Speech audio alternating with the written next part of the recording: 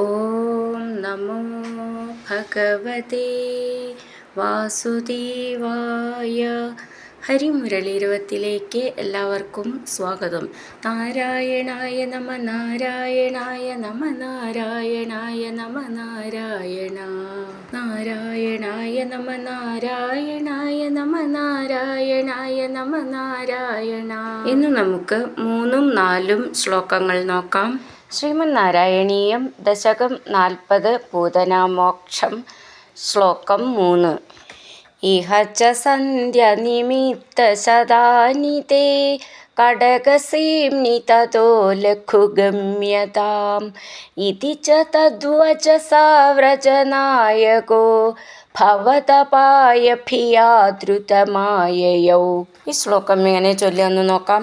ഇഹ ച ഗോകുലത്തിൽ, സന്ധി അനിമിത്ത ശതാനി, അത് ചേർത്തിട്ടാണ് സന്ധ്യ അനിമിത്ത ശതാനി, സന്ധി ഉണ്ട്, അനിമിത്ത ശതാനി അനേകം അപകടങ്ങൾക്കുള്ള അവസരങ്ങൾ, തേ കടകസീംനി അങ്ങയുടെ വാസസ്ഥലത്ത്, തതോ ലഘുഗമ്യതാം തത അതിനാൽ, ലഘുഗമ്യതാം വളരെ വേഗത്തിൽ പോയാലും. ലഘു എന്നുള്ളതിൻ്റെ ഖൂന്ന് നന്നായിട്ട് ഊന്നി പറയാനുള്ളതാണ്.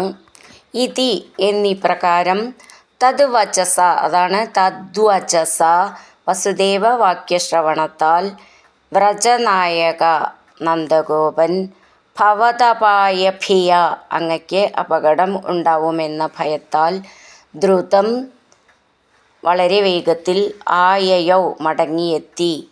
ഇതിൽ ശ്രദ്ധിക്കാനുള്ള അക്ഷരങ്ങൾ ഭവതപായ ഭിയ, ഭവത് എന്നുള്ളതിൻ്റെ ഭാന്നും ഭിയ എന്നുള്ളതിൻ്റെ ഭീന്നും നന്നായിട്ട് ഊന്നി പറയണം.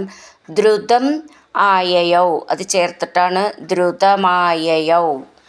ഇഹ ച സന്ധ്യനിമിത്തശതാനി തേ കടകസീംനി തതോ ലഘുഗമ്യതാം ഇതി ച തദ്വചസാ വ്രജനായകോ ഭവതപായ ഭിയാദ്രുതമായയൗ.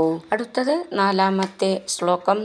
അവസരേ ഖലു തത്ര ച കാചന വ്രജപതി മഥുരാകൃതിരംഗന തരള ഷഡ്പദലാളിത കുന്തള കപടപോതകതേ നികടം ഗതാ. ഈ ശ്ലോകം എങ്ങനെ ചൊല്ലാന്ന് നോക്കാം. അവസരേ ഖലു തത്ര ച കാചന, അവസരേ ച അവസരത്തിൽ തന്നെ, ഗതാ ഖലു വന്നു ചേർന്നല്ലോ, തത്ര ആ, കാച്ചിൽ അങ്കന ഒരു സ്ത്രീ. ഇവിടെ ഖ എന്നുള്ള അക്ഷരം നന്നായിട്ട് ഊന്നി പറയാനുള്ളതാണ്. വ്രജപദേ മഥുരാകൃതിരംഗന, ധു എന്നുള്ള അക്ഷരം നന്നായിട്ട് ഊന്നി പറയണം. മഥുരാകൃതി മനോഹരമായ, അങ്കന സ്ത്രീ, തരള ഷഡ്പദ ലാളിത കുന്തള ഇളകി പരന്നെത്തിയ വണ്ടുകളാൽ ലാളിക്കപ്പെട്ട കുന്തളത്തോടു കൂടിയവളുമായ. ഷഡ്പദ എന്നുള്ളതിൻ്റെ ഷഡ് ഡ് എന്നാണ്, അതൊട്ടും ഊന്നണ്ട. പദ് അതും ദ എന്നുള്ളത് ദയയിലത്തെ ഒട്ടും ഊന്നണ്ട.